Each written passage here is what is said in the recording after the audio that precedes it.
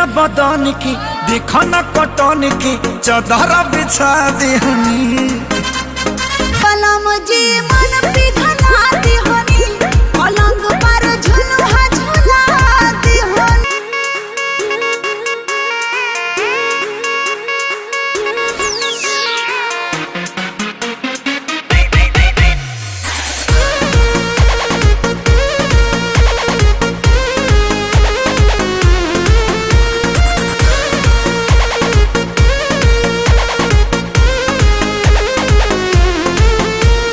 छीटा जवानी के उड़े दहो मनवा से मनवा के जुड़े दहो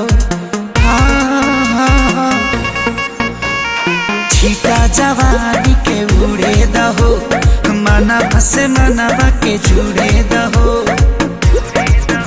आज सुते द चदरिया तान की तान की तान की टूट जाए राजा जी पलंग सागवान के टूट जाए राजा जी पलंग सागवान के।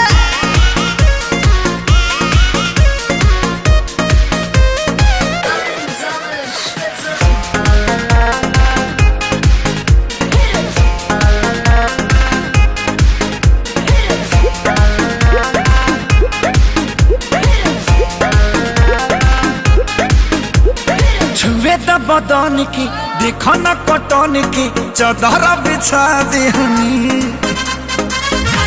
कलम जी मन पिघला देहनी पलंग पर झुलुहा झुला देहनी।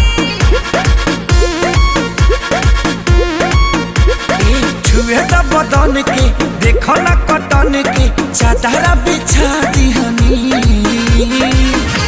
कलम जी मन पिघला देहनी पलंग पर झुलुहा झुला देहनी। परियार बट बेडिया फान के फान के फान के टूट जाए राजा जी टूट जाए राजा जी पलंग सागवान के टूट जाए राजा जी पलंग सागवान के।